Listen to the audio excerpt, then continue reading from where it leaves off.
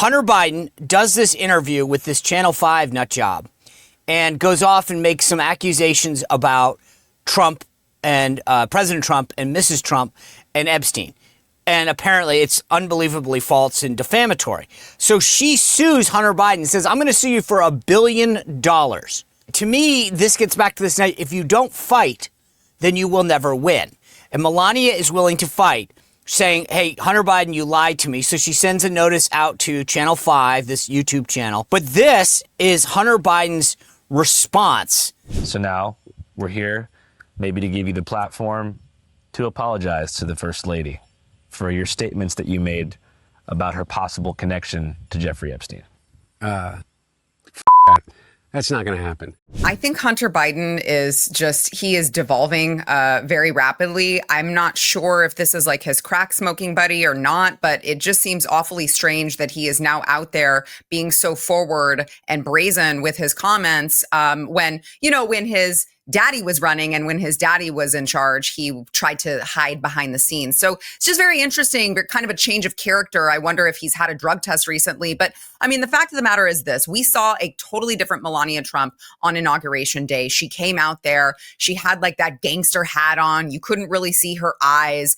And I think that in that moment, it was very clear that not just President Trump, but Melania Trump as well, 2020 hindsight is a thing. And they look back at what these people did to them, the 91 indictments, the 34 felony counts, the 2 assassination attempts. And they look back at that and they say, okay, you know what? Perhaps the biggest mistake that we made was, to your point earlier, Sean, perhaps the biggest mistake that we made was saying lock her up about Hillary Clinton and then not doing it.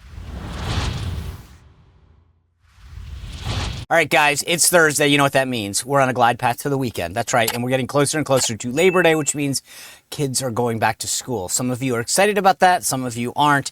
I have mixed opinions. But tomorrow, big show. Robert Cahaley is going to be here. Plus, we'll start to preview this Trump-Putin presser. I'll get into that with the panel as well. So you got Cahaley giving us the numbers. We'll do analysis of everything else. Do me a favor, if you have a second, go over to Apple and Spotify, especially if you're watching on Rumble, YouTube, or X, and just give us a 5-star review.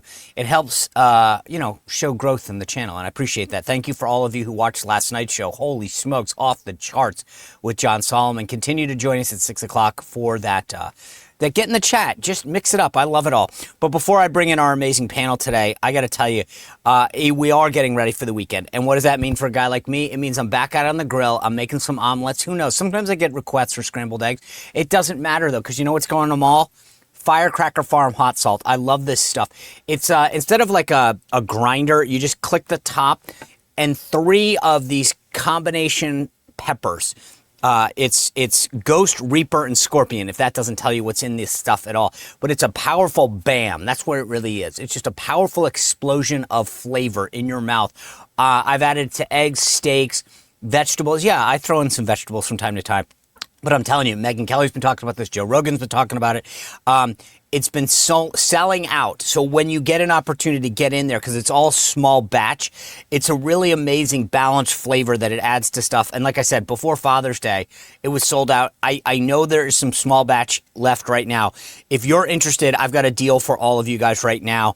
Go to firecracker.farm. And like I said, it's .farm, so not .edu, not .org, not .com, firecracker.farm. Use code SPICER for a discount that's just available to our viewers and watchers. It's a really great product. It adds unbelievable taste. It's an American company. It's a smart choice. And I bet you it's Maha approved. Anyway, go to firecracker.farm. Before I get to the panel, though, one great person that you've heard me talk about for over 2 years now. His name is Leo Grillo. He's a longtime friend of mine. He founded Delta Rescue. It all started with one dog, and now it has turned into the world's largest no-kill sanctuary. You notice I don't ever say the word shelter. Leo schooled me back in the day. He said, Sean, I get it. You rescue dogs. I'm not looking to adopt or rescue these things. I'm looking to take care of them for life. So if they're abused, malnutritioned, it doesn't matter.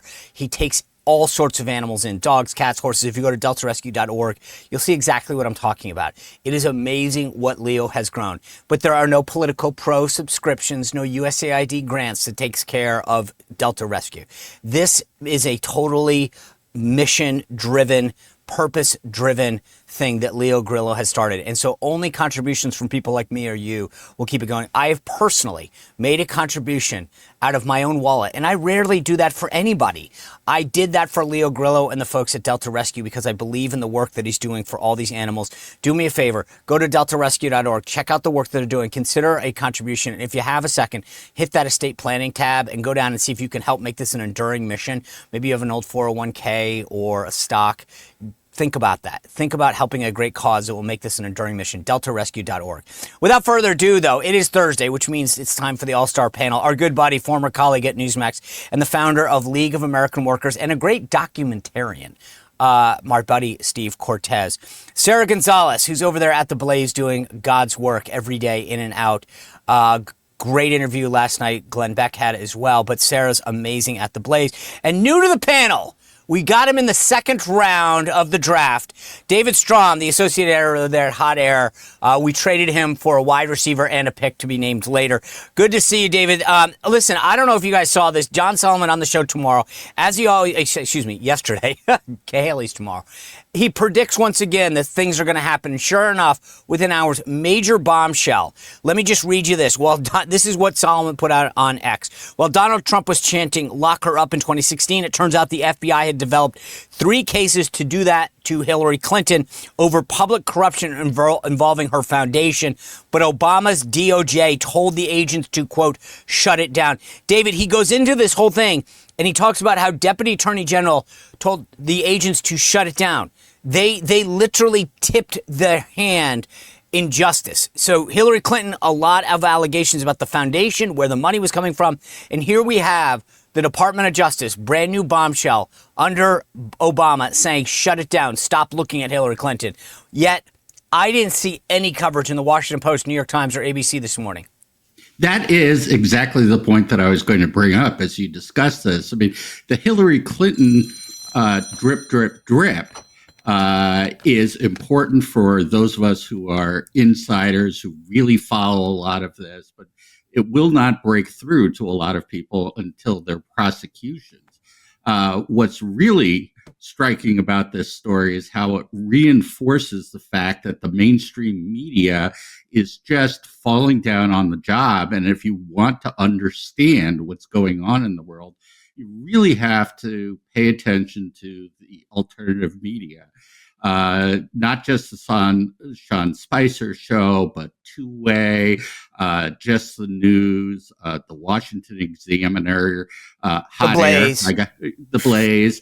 That is where all the energy is, and that's where you really now get to understand what's going on in the world. I mean, the mainstream media, or I call them the Pravda media, really is just about the narrative. They push a narrative, which means pushing hoaxes and suppressing the truth. Right. Steve Cortez, the narrative, speaking of that, is the Trump administration colluded with Russia. They weaponized this. And here we are with literally records showing the Department of Justice saying, stop looking into Hillary Clinton, even though agents found 3 serious cases to pursue. And yet, no talk about this morning. No talk about, everything that we accuse you guys of, we did ourselves. Right. Nothing to see here.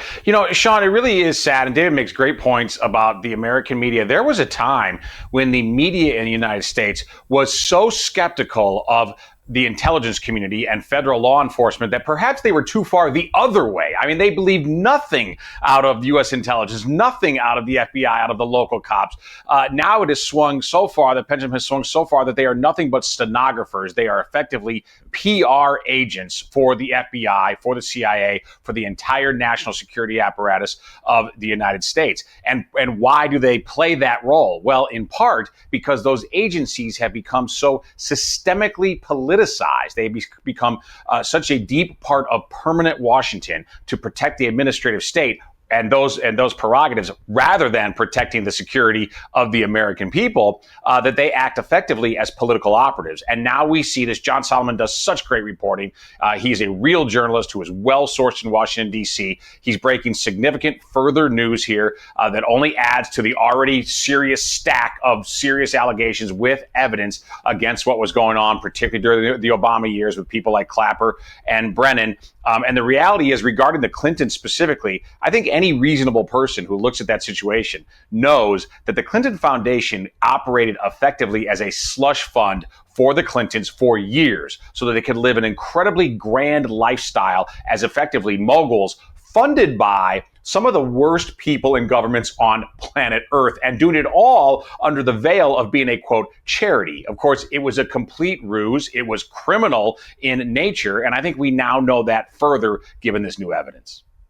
Sir Gonzalez, I know you guys picked it up at the Blaze last night, but let me just read another part of this John Solomon bombshell. It says the agents tried to get the help of federal prosecutors to determine whether or what crimes occurred while Hillary Clinton served as Secretary of State, most notably because at the time her family foundation, and this is what Steve Cortez was saying, foundation solicited hundreds of millions of dollars from foreign and U.S. interests with business before her department. Mm-hmm. So you can say all you want about Trump, but here they are soliciting hundreds of millions of dollars from governments like Russia, and yet there's no discussion this morning at all about this.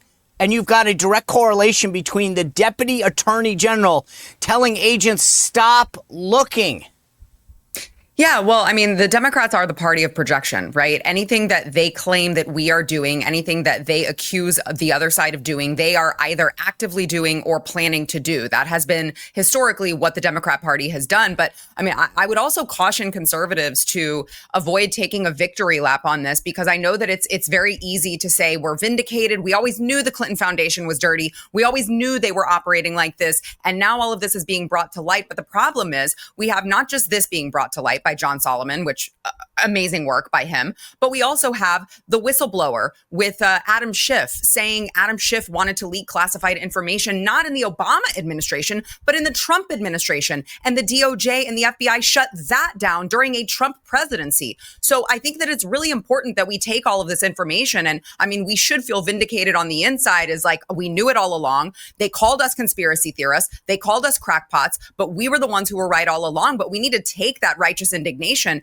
and we need to make sure that there is full accountability for what has happened within this deep state, within the DOJ, within the FBI. And so far, I have been incredibly underwhelmed with the steps that have been taken in this administration to prove to us that we are not tolerating this deep state bureaucracy anymore. I have very real fears moving forward. If this can all happen, not just in an Obama presidency, but in a Trump presidency, I mean, how far does this get before we can finally shut it down and say enough is enough and put these criminals where they need to go? It's really scary for me that now is the time. This is something that there was a large amount of young men who voted, particularly on this issue of holding these elite criminals accountable. And if we can't do that, I really worry about the party's direction in the future. Yeah, Sarah, I think you make a really important point there, which is we cannot be content with moral victories, right? That's not enough. It's reassuring, of course, to know that your intuition was correct and that your logic was sound. But that doesn't win the day eventually. That doesn't save our country. To David's point, we need people in handcuffs, right? We need indictments of very, very senior people, and we need to see them in handcuffs. Now, those aren't easy cases to build, so I understand that can take time. I do have full confidence, by the way, in Ed Martin, who should be the U.S. Attorney for Washington, D.C. Their loss, but hopefully our gain as Americans, because he is going to be prosecuting and leading the investigation right now on many of these cases, exactly the kinds of cases we're talking about. I think he's one of the smartest and most principled attorneys in America. So I have every confidence that he is going to get there, but we need to get there quickly, and we need to see really tangible results. And by that, I mean senior people, Clapper, Brennan, McCabe, the like, in handcuffs, being perp walked, being charged with really serious crimes. Yep. Yeah, this gets to the point that right now in the United States, we have a fourth branch of government that in many ways is the most powerful branch of government, and it is completely completely without any accountability to the political branch of government, or even to a great extent to the judicial branch. You'll remember that the FBI lied to the FISA court. They go to great lengths to basically control what happens in government through the administrative state, something that Steve works an awful lot about. And they collude with the media, and they are now, in many ways, the most powerful force in government. And this is why Trump is such a threat to them, because he's seizing power back. And a lot of people look at that and say, well, he's becoming authoritarian. But in fact, he's bringing electoral accountability to a system that lost that going back decades, really. I mean, it started under the Wilson administration and has picked up steam over the last century, to the point now where the administrative state is completely unaccountable most of the time. Yeah. So let me just pick up on what Sarah's commenting on, and Steve touched on this as well, but just I want to quickly, I know I normally do predictions at the end, but do any of you guys actually think someone will be arrested or charged for any of this? Sarah, I'll go to you first, because you're shaking your head. I kind of agree with you. This is what I've been saying for weeks. Stop getting me excited, right? And then being like, sorry, we can't do anything, right? So yeah. Is it fair to say that you don't think anyone's actually going to be held accountable for any of this? I don't. I wish that I had more optimism than that, but I don't. And to your point, Sean, it becomes increasingly frustrating to continue to hear and get right in front of me with the smoking gun. Hey, you were right all along. You're not crazy. And then yet to still think that nothing would be done. It's almost more frustrating than not even knowing at all. So no, to answer your point, I wish that I had more optimism, but from what I'm seeing so far, it doesn't, I just don't see that happening. And I think that would be a huge miss by this administration. You know where we might see a little bit of accountability, and it's disappointing, but it could be on the mortgage issues, where Letitia James and Adam Schiff might actually get caught on that, in the way that they used to go after gangsters on things like income tax. They can't get them on the big crime, so they go for something else. And those are fairly clean cases, in a way that the political crimes they've committed are going to be so much harder to prove. And it's going to be much more of a political fight on those issues. Listen, I think you're all being too pessimistic. Okay, you're being too pessimistic. This is going to This is what I need, happen. Steve Cortez. Yes. This is what I need. Get me excited. Yeah, but let me be clear. I'm not saying convictions. Convictions, because probably these cases have to be brought in Washington, D.C. Convictions will be brutally tough in that venue. But indictments, perp walks, arrests, forcing these people to endure the lawfare that they have inflicted on our side for years and years, most notably Donald Trump, but a lot of other people too, a lot of regular citizens who didn't have the wherewithal and the finances to effectively defend themselves. Are they going to have to endure that gauntlet? I believe they are. And let me be specific. Clapper and Brennan, I think one, if not both of them, are going to be indicted because the evidence is overwhelming, the evidence that we already know about. Undoubtedly, there's even more evidence that will be uncovered and revealed into a trial. And regarding what I hear is an objection to my prediction most of the time, even from folks on the right, is what about statute of limitations? Remember, they have repeated these lies and lied about the initial crimes. So the initial crime, perhaps, is out of the reach more than 5 years ago. However, they have in official proceedings, not just on air, in official proceedings, repeated those very same lies within 5 years. So I fully expect, I believe this. I don't think I'm being Pollyanna, guys. And listen, I'm generally as cynical on Washington, D.C. as anybody can be, okay? But I believe we are going to see Clapper and or Brennan in handcuffs. I believe that. Okay. I hope Steve is right and I'm wrong. No, I do too. Look, but here's the point that I think Steve is making, or at least that I'm getting out of what Steve said at the end. they've been unbelievably creative. I mean, think about Donald Trump's New York case, which is like 2 random felonies on a Tuesday before noon equals 1 made-up felony, right? And why is our side like, well, I'm sorry, the statute of limitations in the Northeast during daylight savings, like, stop it. I'm so tired of our side being like, well, technically, you can't do this. Did that stop them? No. Why do we care? But this is a perfect transition to what I wanted to bring up. We can talk about fighting and winning. You know who's fought and won? Melania Trump. When she's been defamed, she fights back, and she got a massive settlement from the Daily Mail when they defamed her, right? So Hunter Biden does this interview with this Channel 5 nut job and goes off and makes some accusations about Trump and President Trump and Mrs. Trump and Epstein. And apparently it's unbelievably false and defamatory. So she sues Hunter Biden and says, I'm going to sue you for $1 billion. Okay? And I just, to me, this gets back to this night. If you don't fight, then you will never win. And Melania is willing to fight, saying, hey, Hunter Biden, you lied to me. So she sends a notice out to Channel 5, this YouTube channel, and Hunter saying, take it down and apologize, which, by the way, that's the easy thing. It's just all you need to do is stop it, and I'll let you keep going. But this is Hunter Biden's response.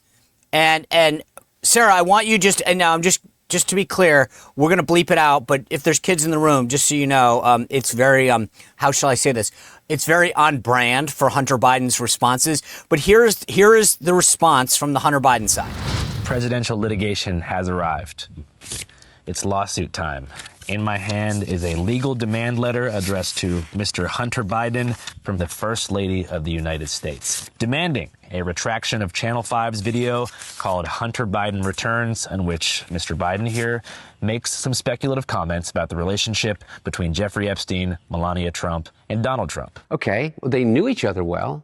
They spent an enormous time together. According to his biographer, is that Jeffrey Epstein introduced Melania. That's how Melania and the First Lady and the President met. Really? Yeah. Epstein made the intro. Yeah, according to Michael Wolff. Yeah. And so I only can go by what people are saying, and I don't know. He didn't make these claims out of nowhere. They come from another journalist named Michael Wolff, who is a biographer that actually spoke to Jeffrey Epstein. But now here we are. And I've got $1 billion document in my hands because Mrs. Trump is seeking $1 billion in damages if we don't take the video down and if Hunter here doesn't issue a formal apology to Mrs. Trump. So now we're here maybe to give you the platform to apologize to the First Lady for your statements that you made about her possible connection to Jeffrey Epstein. That's not going to happen. Okay, Sarah Gonzalez. Basically, he's saying, F that, not going to happen. What do you predict on this one? Yeah, I mean, listen, I think Hunter Biden he is devolving very rapidly. I'm not sure if this is like his crack smoking buddy or not, but it just seems awfully strange that he is now out there being so forward and brazen with his comments when his daddy was running and when his daddy was in charge, he tried to hide behind the scenes. So it's just very interesting, kind of a change of character. I wonder if he's had a drug test recently. But I mean, the fact of the matter is this. We saw a totally different Melania Trump on Inauguration Day. She came out there. She had like that gangster hat on. You couldn't really see her eyes. And I think that in that moment, it was very clear that not just President Trump, but Melania Trump as well, 2020 hindsight is a thing. And they look back at what these people did to them, the 91 indictments, the 34 felony counts, the 2 assassination attempts. And they look back at that and they say, okay, you know what? Perhaps the biggest mistake that we made was, to your point earlier, Sean, perhaps the biggest mistake that we made was saying lock her up about Hillary Clinton and then not doing it, because these people will go to great lengths to sully your reputation, to sully your career, to sully your livelihood. I mean, these people mean business and they will fight to win, and they will fight using whatever means necessary because the ends justifies the means. They will lie, they will cheat, they will steal. And I think that you're dealing with a Melania Trump who recognizes that. And I don't think she's going to back down. And it looks to me like she has enough on her side in her favor. But I think this is the way. This is the path forward. More conservatives need to stop letting these people try to come up with lies and rumors and be deceitful and be manipulative. And you've seen that with not just Melania, but President Trump as well, with his lawsuits against CBS News and these other mainstream media organizations that just blatantly lie about them. And I would encourage more conservatives to do the same, because these people need to be put on notice that we are not tolerating this anymore. Steve, do you think she ultimately prevails in this? Oh, I do, definitely. I'll tell you, Hunter better get busy painting, because he's going to have some bills to pay, some legal bills as well as some awards. The only problem is now with his father not in the White House, what are his paintings worth? Well, probably very little, so he really needs to get painting. But no, listen, good for Melania. I love that you called her, Sarah, gangster Melania. But listen, this is important beyond just symbolism. You're exactly correct that we need to fight fire with fire, and the left has effectively used litigation and the intimidation of litigation for a very long time against those of us on the right. And it's time that we employ these tactics when the facts are on our side, and they clearly are in this case. So good for her. By the way, I would also add, just as a side, because I think it's fascinating, I was just over in Warsaw for the inauguration of the new president there, who was very much of the MAGA variety, Nowrowski, very much a fan of Donald Trump, and I was honored to be there. And it was very telling to me that as he was sworn in, his beautiful wife looked exactly like Melania. I mean, down to the dress. It was very clear to me that she was trying to channel Melania. So even beyond our shores, I think she has tremendous impact, tremendous influence, great influence for this country, to the point where she's being copied, which is the sincerest form of flattery, of course. But that was something to see. David, before I get your take on this, Steve, so what was the deal? Did they just reach out to you and say, "Hi, Steve Cortez, we know you worked on his campaigns a couple times. Would you like to come?" Yeah, basically, they asked me to give a speech. So there was a conference for Make Europe Great Again, and they wanted some American speakers to come over and effectively say, lessons learned that can be applied to Europe. And I was sort of the media lane of that. So it was really quite an honor. I got to give a speech the night before and saw a lot of the White House delegation, the official U.S. delegation that was there. They were staying at my same hotel. The country exploded. It was really fantastic, just a great event, and good news for Poland, because Poland was trending the wrong way. They were really starting to veer left, and hopefully this is about a serious reversal back to the populist right. All right. Well, that's actually, those are the cool things that, sometimes you get to do or you get to do that I think are pretty cool. David, back to the subject here. I mean, Steve brought up the money, and I don't, I've talked about this before. These things, when you are staring down the barrel of this, whether it's a civil lawsuit or the Mueller report, lawyers cost money. And I talked about this with John Solomon yesterday with respect to Michael Flynn. When you are a citizen and the government comes knocking, or a big funded outside entity comes knocking and says, "We're going to sue you or prosecute you," and you're staring down the barrel of lawyers that cost $1,000 an hour, I do wonder if Hunter says to himself, "Hey, paintings aren't getting what they used to get. Daddy's not able to get me on the board of any energy companies that I'm unqualified for. I might want to just say, Uncle, I'm sorry, Madam First Lady. I didn't mean to disparage you," and call it a day. Well, I think Hunter is rolling the dice here. He knows that there is an appetite for going after MAGA, going after Trump, and he's looking for the next great grift. But as you watch what's happening here, Republicans fighting back for the first time really in my lifetime has yielded results. I mean, Media Matters is dying because of the lawsuits going after them. And I think what we're seeing here is, for the very first time, there is a class of Republicans out there who say, we don't want to be part of the elite. We're not going to beg to become part of this structure that's out there. We're here to tear it down and replace it with something that represents the American people. This is the secret to the populist right. It really is less about any particular set of issues. And more about a rebellion against a corrupt elite that needs to be taken down. And so we have to use every tactic out there. And Trump led the way by suing the establishment folks who have been slandering him. And I do think that we're moving away from the Mitt Romney, George W. Bush model and going towards Trumpism. And again, I do not think this is really fundamentally about the issues. It's about reinvigorating America and bringing the power back down to the people. Well, David, it's. Go ahead, Steve. I just want to say your point is backed by polling too, which is very interesting. So I just did a really extensive poll, and this is all public. I published all this of Wisconsin, where we polled 3,000 Trump voters. So a really large database of Trump-only voters. We did Wisconsin because it was the closest swing state it normally is, and we wanted to know, what do they really believe? And fascinating, we found out that the only issue that really matters to them is immigration. They're negotiable on all the other issues. But what matters even more than immigration, matters more than any issue by far, was fight. That was by far the number one thing in this survey that they told us that they respect and admire about Trump, and that they demand in other candidates, is to have that kind of fight. So the data backs exactly what you're saying here, that that spirit, that being pugnacious, that is exactly what voters are looking for, because they know that the establishment of this country, whether R or D, that the establishment has made their lives more difficult, has made them less prosperous, less safe, and they realize that we cannot fight that establishment with niceties any longer. So the polling certainly backs what you're saying. So this fight that we keep talking about is back in a lot of ways. And one of the things that happened yesterday that was sort of, again, I think it was under thought about. I don't have a bad word choice here, but the president went to the Kennedy Center, announced his nominees for the Kennedy Center honors.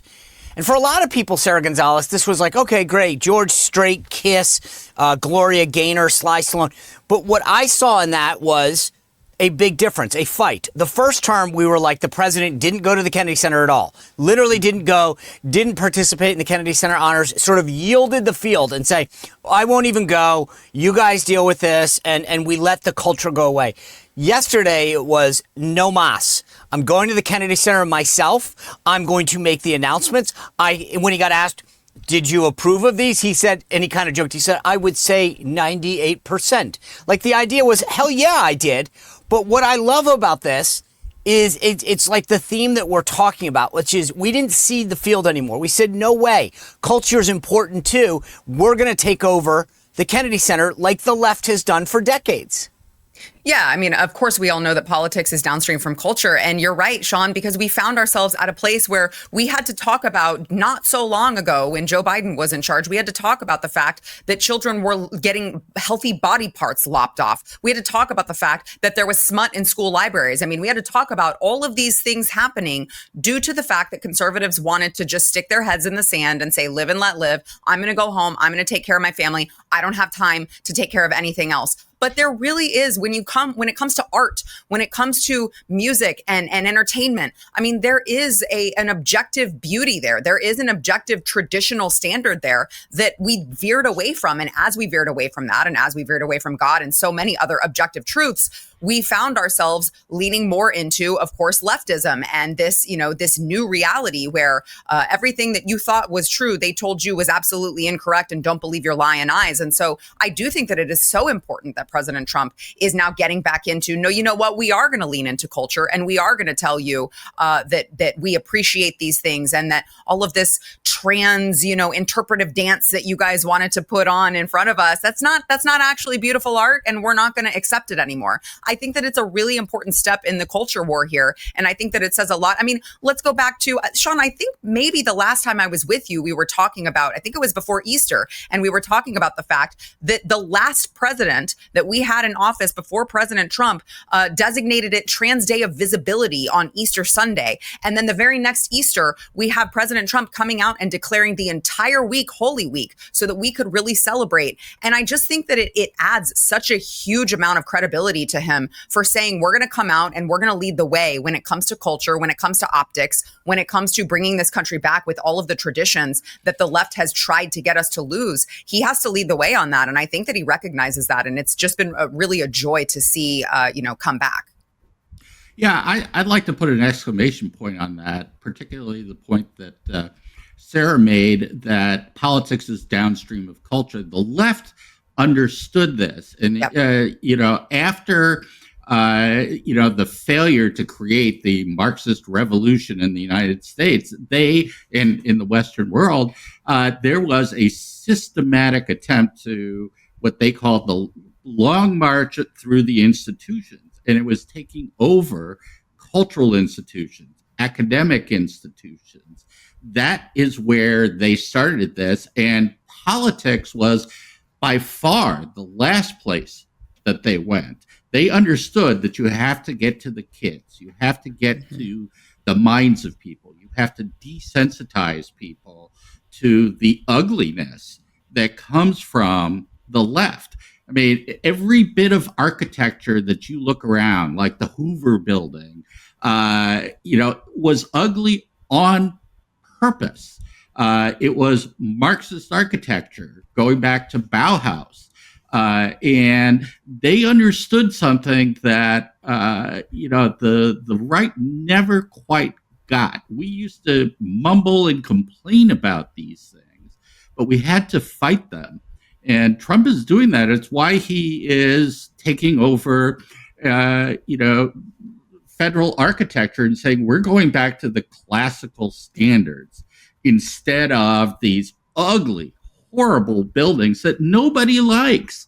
And that's there to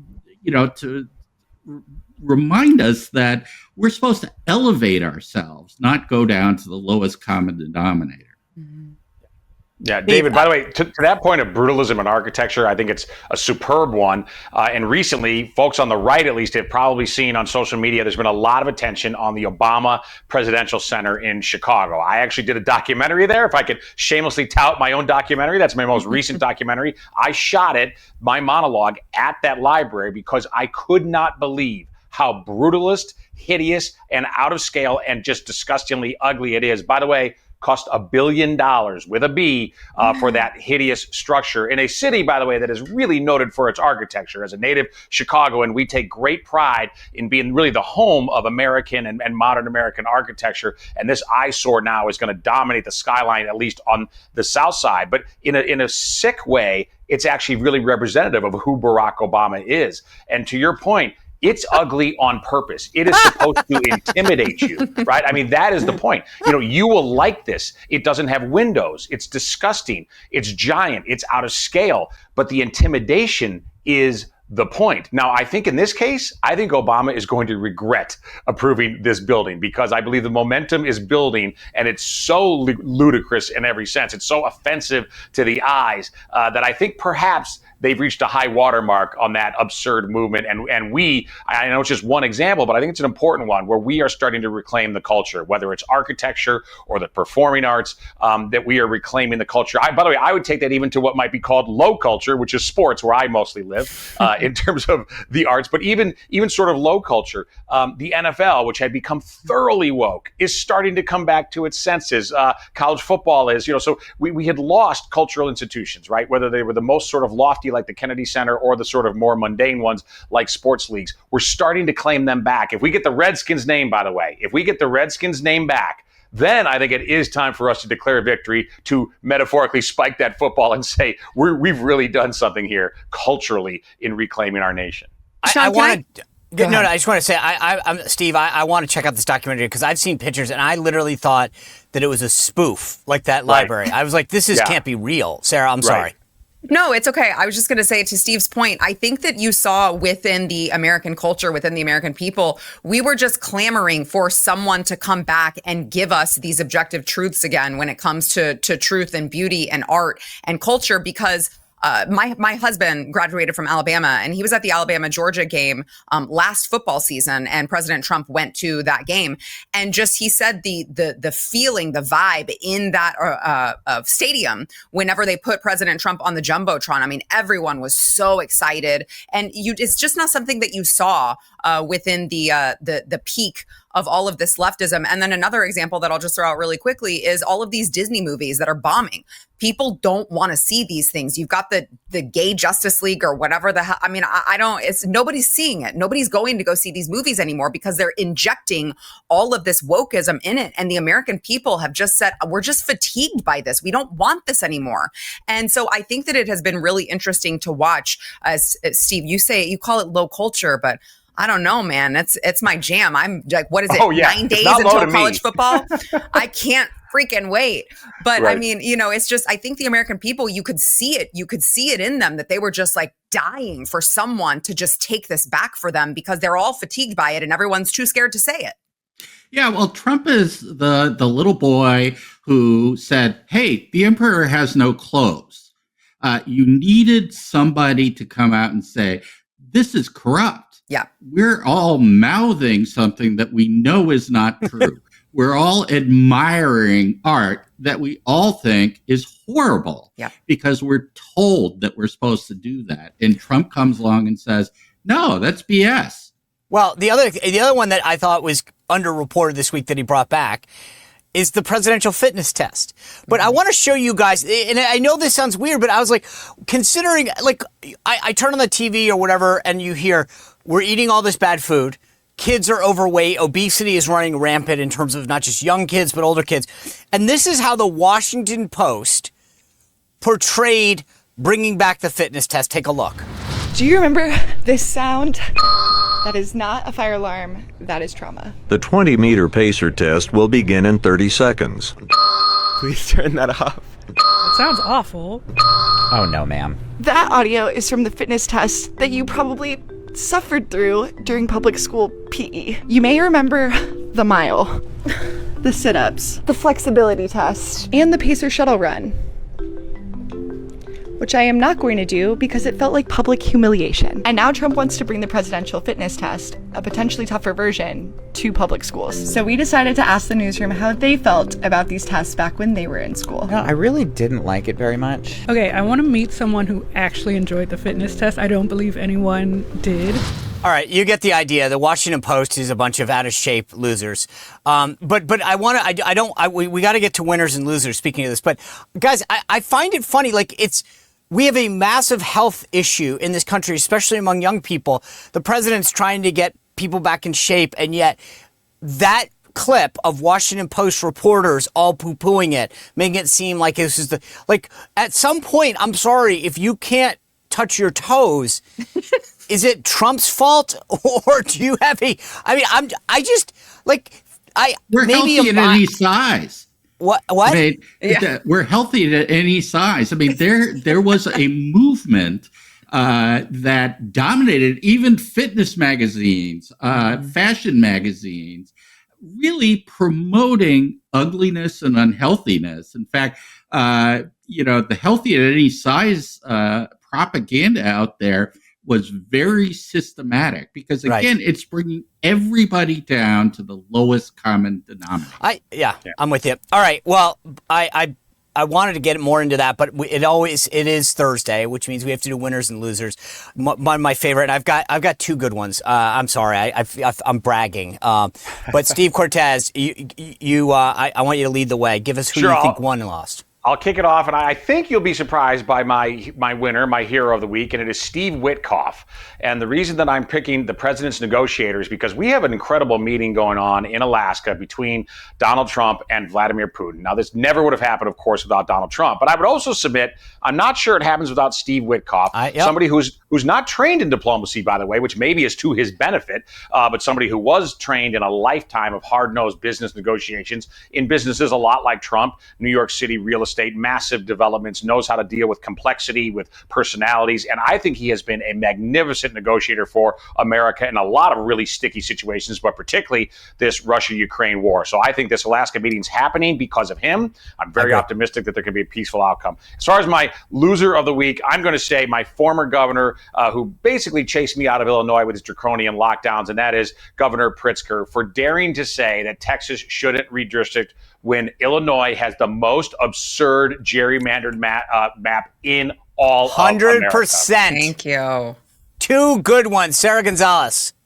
Yeah, my winner of the week is President Trump. I don't know if you guys saw this. Maybe you missed it because there might be like 5 total people watching CNN. But CNN's Abby Phillip actually called President Trump Batman for federalizing D.C. and said that he was crime fighter in chief. And I couldn't think of like a cooler nickname than calling President Trump Batman. So I'm going to call him the winner for that. She thought that was an insult. Yeah, it was an accidental compliment. That's the kind of cool. That she Isn't gave. there like a meme where people go, "I am Batman"? Yes.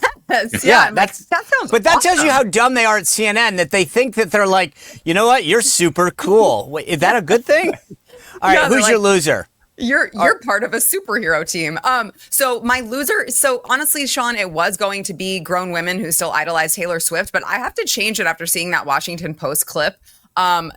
Every single person who participated in that video is a total freaking loser who had too many participation trophies in their lives, and it really shows. I am embarrassed. I have secondhand embarrassment for them. Okay, all right, David, you're new. Give me your winner and loser. You got a lot to play with right now. Hey, you're going to hate my winner, but it's Zoran Mandami. He just got endorsed, at least implicitly, by the Obama team. Yeah. There was just a story out there about how Obama and, basically his whole team, although I'm sure Rahm Emanuel is not, Rahm Emanuel is probably the outlier there, but they're backing him. And so, and I have a piece coming out today about how Mamdani really is an extension of the Obama regime. This is where they've been aiming for decades. And they're who's your loser? To take over. All right. My loser is Gavin Newsom, who is flailing around. And now, not only is he talking about, the absurdity of redistricting the state, and Politico has a poll that just came out that showed that about 70% of Californians think this is a horrible idea. It is. It's going to go down. It's going to go down. He's emulating Stop messing Trump with in Texas. his tweets. Yeah. All right. I have two. This is it. You guys get to judge now. But I went outside the box a little. My winner of the week are Florida oranges. Take a look why. Hi, I'm Marty McCary, FDA Commissioner here with Secretary Rawlings of the USDA. And we are holding oranges today to tell you about something that's been going on and some new changes that we're making. It turns out that the sugar level naturally in a Florida orange has been going down ever so slightly. Some would say that's a good thing, but because of an old 1963 FDA regulation, millions of Florida oranges cannot be used for orange juice. So today we are taking action to stop that and to change the regulation so that Florida oranges can be used and we don't have to import millions of oranges from Brazil and other countries to make orange juice. Boom. How awesome is that? Florida oranges are being made great again because of a stupid thing. And that means we import less, we make more in America. Wow, how awesome is that? My loser of the week, the Baileys. Who are the Baileys, you ask? Steve Cortez knows, he's laughing. Take a look.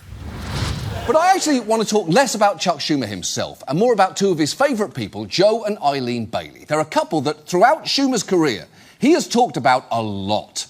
They're a middle-class couple in Massapequa, which is a suburb on Long Island. Joe and Eileen Bailey, this middle-class couple, they bought into Reagan Republicanism in 1980. Joe and Eileen are worried about losing their jobs or their friends' jobs. The Baileys really don't believe in trickle-down. They don't believe in a whole lot of government spending, but they believe in tax breaks for kids to go to college. He's an insurance adjuster and lives in the New York suburbs. By New York standards, he makes $50,000 a year. If he lived in the middle of the country, he'd make $40,000.